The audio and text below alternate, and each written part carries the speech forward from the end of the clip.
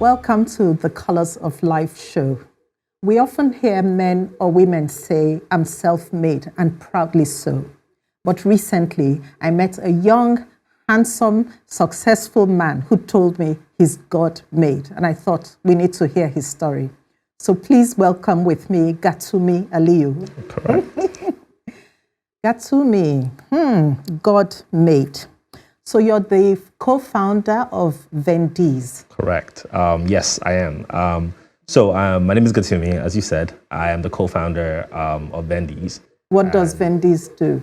So Vendees is an online marketplace that helps hotels and restaurants buy their food supply directly from farmers and food manufacturers.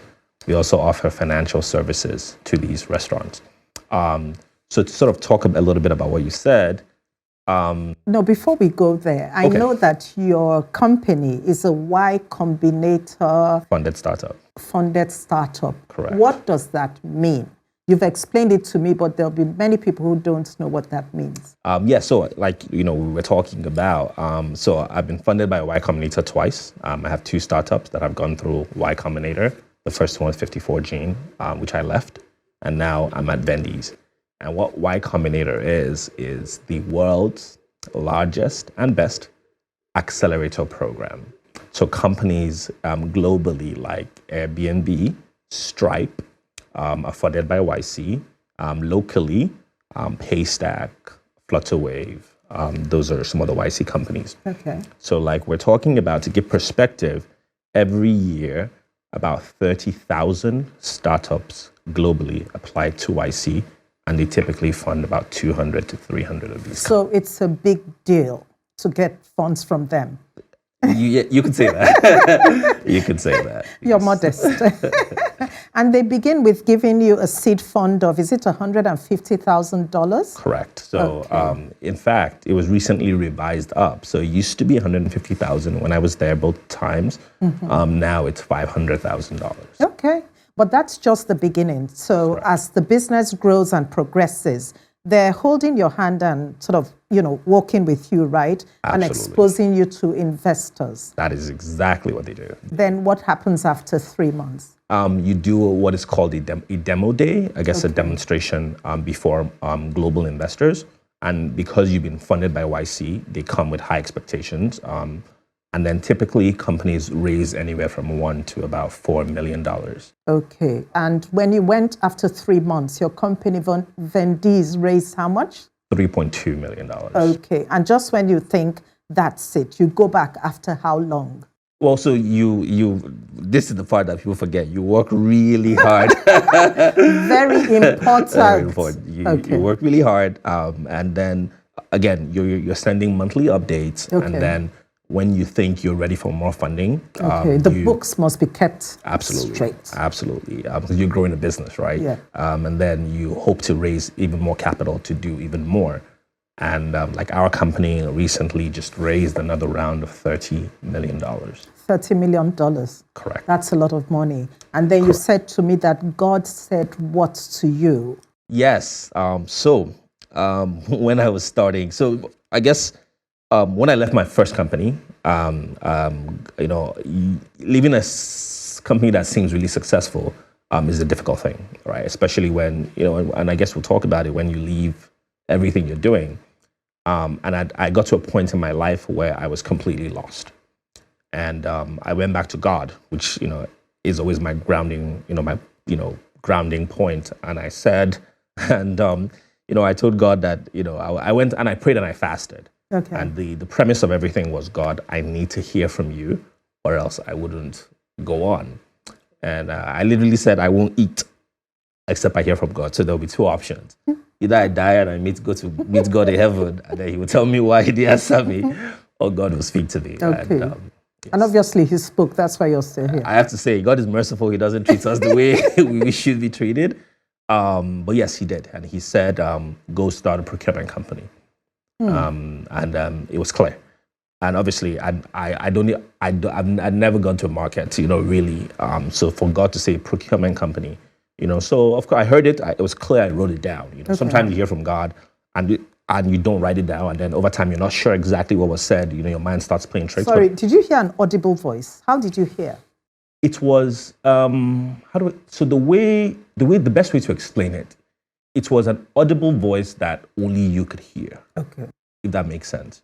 It was said. Okay. You're the only one in the room. So maybe it was audible to other people, but I was the only one in the room, and I heard it clearly. It was clear as day. Yeah. Like we're talking about, right?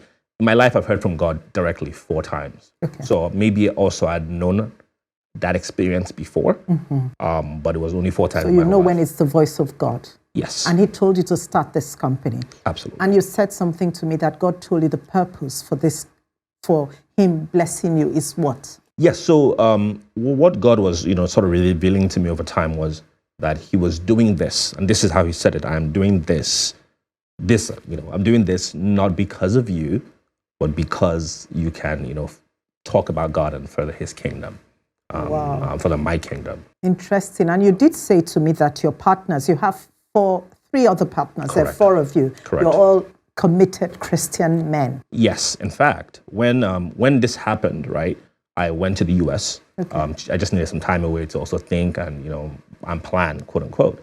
And I was at the Potter's house in Denver, and, we're praying. The pastor asked us to hold hands and pray. And he said, there's somebody in here that God is telling to start a procurement company. Wow. And, again, procurement, I don't know. If God had said started, I don't know, something like a football company, I probably would have started. I know a lot about football. And then, even then I was like, okay, maybe it's me. And then the lady beside me who was holding my hand, never, I didn't know her from anywhere, said, I think God is talking to you. And that was it for me. Like, I literally left the church. I withdrew my hands because I was shaking at this point, and I go outside. I called these guys you're talking about because we had started talking about it. Okay. And I said, guys, we need to stop this company. You've got the confirmation now. You need. And you said to me that you showed me your diary, actually, and you guys begin the week, every week, with a prayer meeting between the 4 of you pray. 6 a.m. Why? Every Monday, 6 a.m., we have a weekly prayer meeting. And we do that because, for 2 reasons. One, because we know that everything that we do is led by God. Okay. And it's important for us to hear from him. It's almost like, there's a song, I think it's by Ron Canoli, a new anointing for a new day. For us, it's a new anointing for a new week, right? I'm sure we'll get to a point where we'll pray every day, but we're not there yet. But it's a new anointing for a new week. Yeah. And, saying like the oil of last week is not enough. We want a new one this week. And you did say to me that meeting is more important than your strategy meeting, absolutely. Right? Because you get the instruction for strategy, I'm sure, from that meeting. Absolutely. But before you started, before you got to this point, you were in school in America, you had studied biology and chemistry, is it? Correct. Yeah, and you were on the way to becoming a doctor. You were in medical school. Tell us about that, but something happened. Right. So growing up, I wanted to be a doctor. I went to school. I was smart, according to the grades. And I studied biology and chemistry, and then I've gone to medical school. And that's a big deal, right? It's very hard to get into med school, especially in the U.S.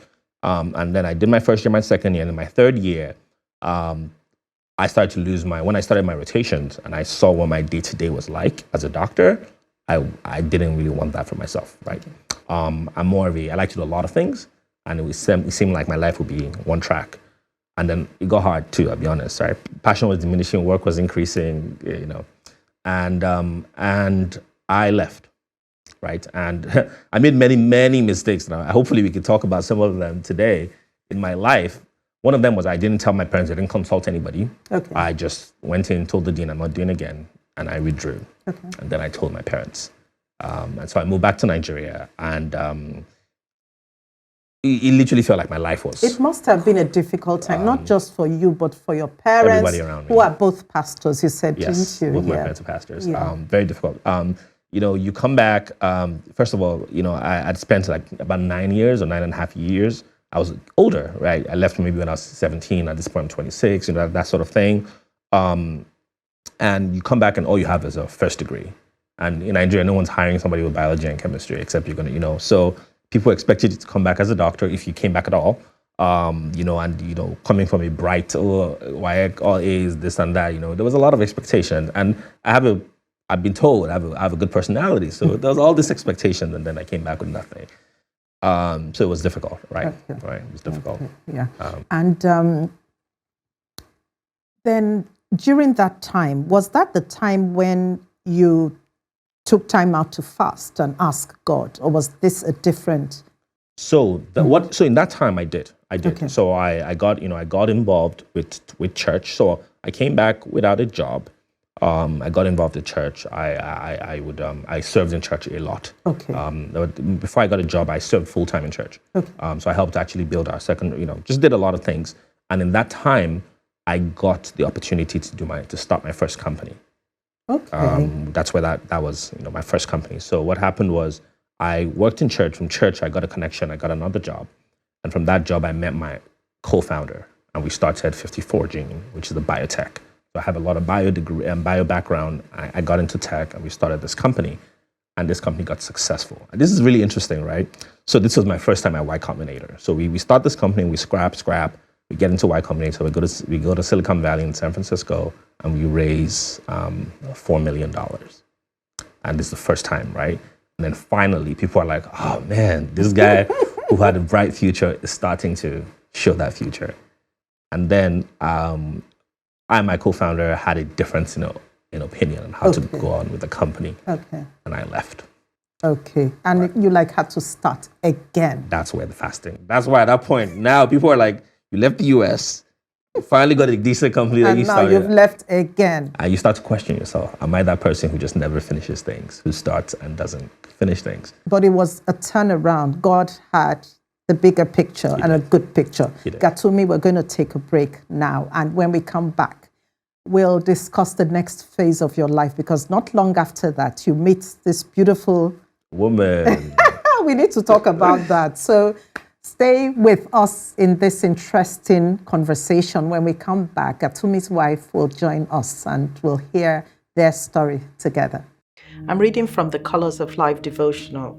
The topic is from generation to generation, and the scripture is Joel chapter 1, verse 15. Tell your children of it, and let your children tell their children, and their children another generation. God instructed the Israelites to pass on the memory of their experiences with Him onto their children, who would in turn pass it on to their own children, and so on. Now, this instruction is also for you and me. But we must not only tell our children of God's goodness, we need to also let them know of His impending judgment on those who insist on going their own way. One of the ways we can deliberately share our knowledge of God with our children is by having a daily prayer as a family. That way, we pass on our faith from generation to generation. It's important that we make time out daily to commune with God. From my experience, I would say first thing in the morning is the best time to do so. Now, in this time of fellowship, we can praise God, thank Him, pray to Him, and also make time to listen to Him. One of the most common ways God speaks is through His Word, the Scriptures, and that's where the use of a devotional is so important.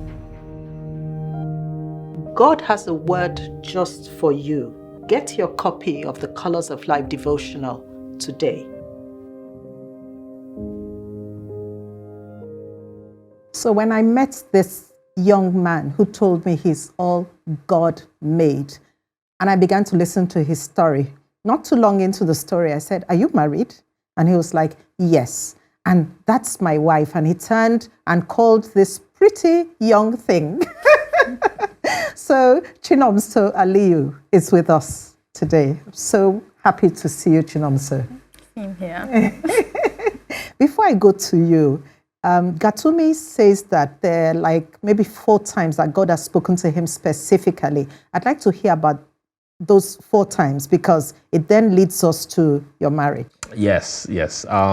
So the first time, like we talked about, was when I prayed for God to lead me. And he said, start a procurement company, Claire, or at least one of the times. Another time was when I was leaving my church, I wanted to join a younger, more vibrant church. Because you belong to what we'll call a conservative Yes, denomination. Gospel Church. Foursquare Gospel Church. Which I love. Okay. And I went a few times, and then I remember walking in, I remember walking just past the door, and God said, I didn't bring you here to stay. I brought you here to learn a few things and take it back. Okay. That's when you were walking into one of the other churches you had gone to. Correct. The third time was so like we talked about, right? Before I got married, I was sexually active. Chinomso wasn't. But again, let me quantify this, right? It wasn't like I was sleeping every day. In my entire life, I was like 9 times, right? You just felt sometimes. Right, sometimes. Even exactly. if you were a Christian. And that's exactly what it was. I fell sometimes, and then obviously I would walk my way back with God. And then I was going to Chinomso's house to almost negotiate sex. And God said, don't have sex with Chinomso.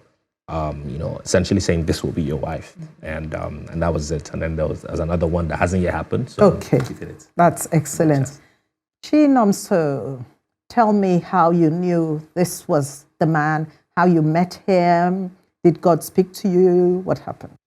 So unlike Gatumi, I didn't have like a direct voice telling me this.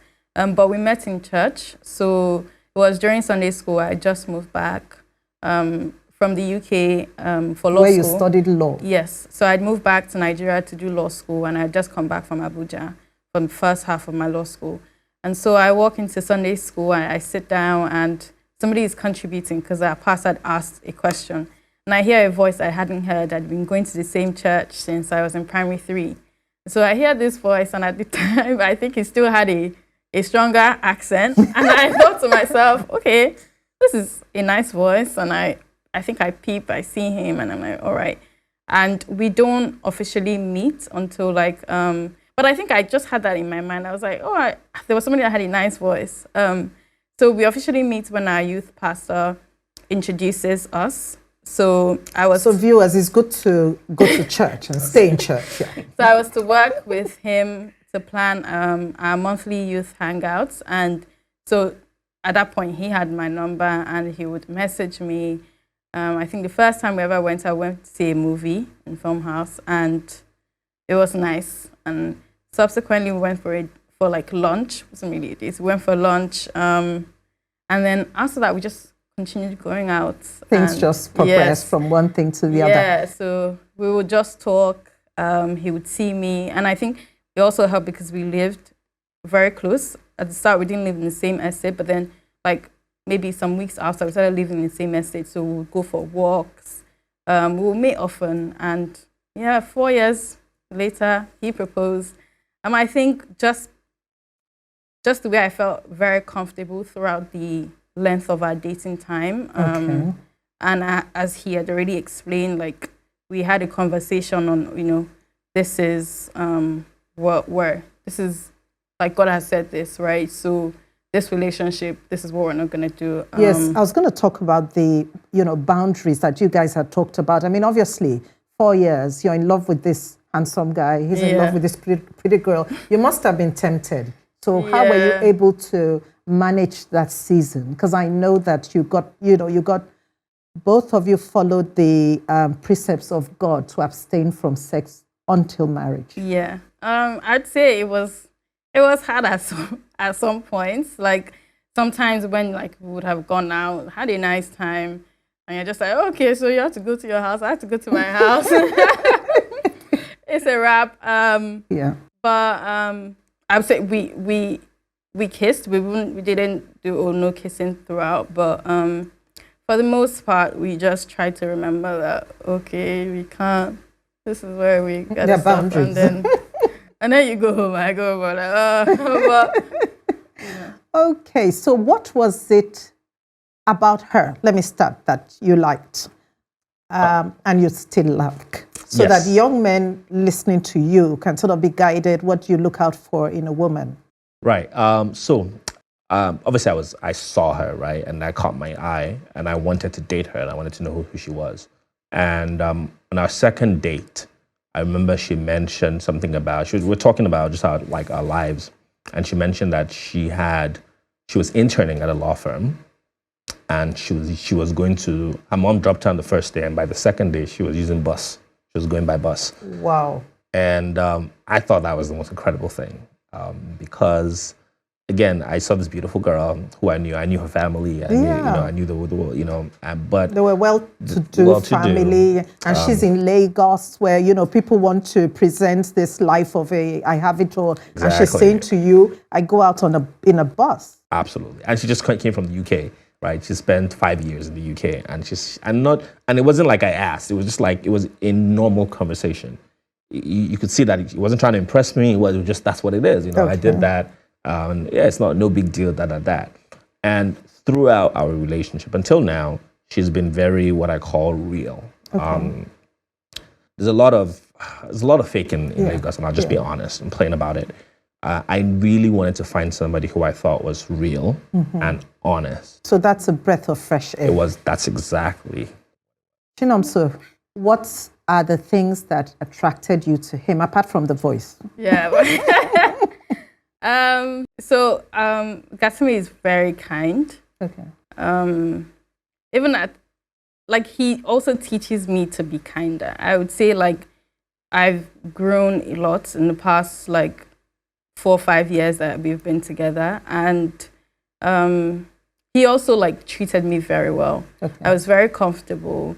I wasn't ever unsure about our relationship together or how he felt about me. So you were secure in his love. And he always used to tell me this is even just plans for the future. I want us to be like this, or I want this kind of life for us.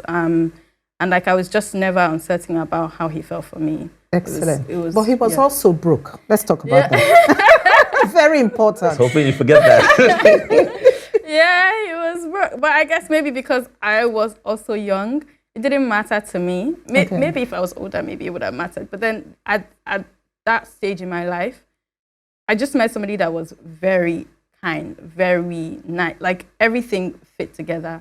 A gentleman. Yes. Exactly. And I hadn't really had a lot of dating experience, but I'd seen and I've had friends that had experiences, and it was the complete opposites together. So even though he didn't have that much money, to me at that point it didn't matter, and we made it work.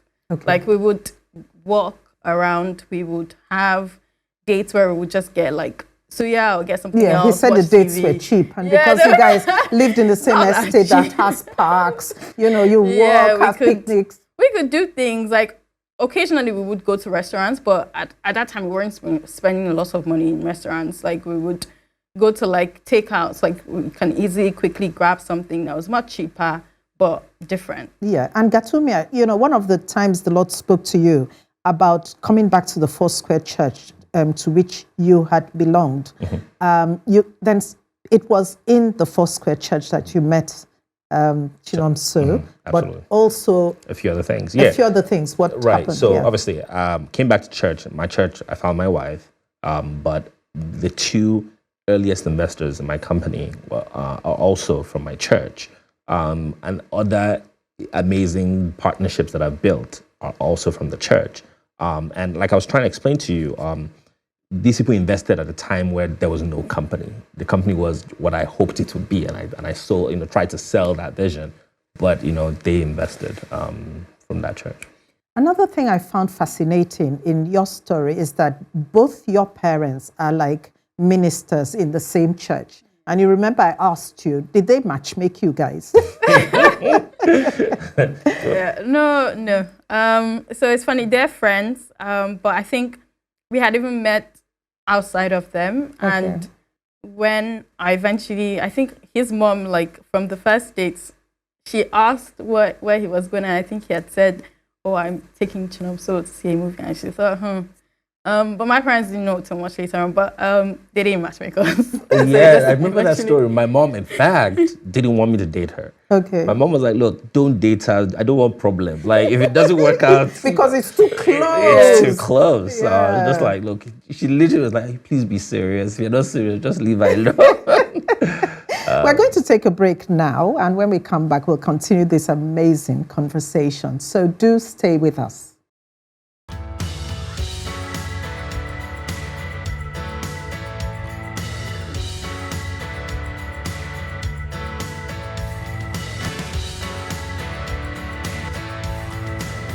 Welcome back to our Colors of Life show and the conclusion of this interesting conversation with Gatumi and Chinomso Aliyu. Chinomso, I'm going to start with you because you did talk to me about the seasons of life and how God has helped you through the different seasons. I'd like to hear that again. So I just, from the past few years, going to law school, finishing with a first, starting work. Excuse me. I can't just gloss over that. Like, excuse me, first. Yeah. Okay. Working in a law firm and then going for my master's. And through this, also getting married. But I've now come to a point where there's a bit of uncertainty. But when I look back, I see how, like, even at the different stages, even when things were uncertain, God has literally been there. And Gatumi also reminds me, like, don't just think about, what is not sure now. And I see it in his life, and I see it in mine, how God has literally helped us. So now, this is now a new season of, like, having to trust God more. Not like I've seen it in my husband's life, but then also now to experience it for myself, even going forward. Okay. Yeah. And you got married this year. You both got married this year. And you're just 26? 26, yes. Okay. So when you started dating, you were pretty young, maybe 22? Yes. Okay. Yes. And some people listening may say, but what is the uncertainty? Her husband, has this organization that's worth so much and, they're doing well. What uncertainty? Life is never the same. It's very dynamic. I mean, we came from a point where he was broke, and I was even earning that much. I was earning December. We've not always been like this. Okay. And you don't know what tomorrow is like. So you just need to keep hoping and praying that, and even marriage is a new season. Exactly. You've never been married before. Yeah. Marriage is a new season. So you just have to keep hoping that, God's plan for your life, like, just manifests. And I'm sure it will. Gatumi, you described yourself as a God-made man, and that's what got my attention. But people may be wondering, what does he mean? What is a God-made man? Or who is a God-made man? So one of the, I guess, the guiding lights or principles of my life, when I was younger, I remember, like you said, I was raised in a Christian home. And one thing that I wanted to do was to experience God from myself. Okay. And my mom told me something that changed my life. And she said, God is a living God, right?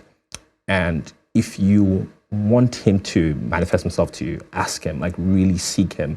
He's not like Baal or the other gods that are just like you talk and there's no response. I needed, from my faith, I needed I speak to you, God, and please speak back to me. Okay. And God honored that in many, in some of the ways I've talked to you about.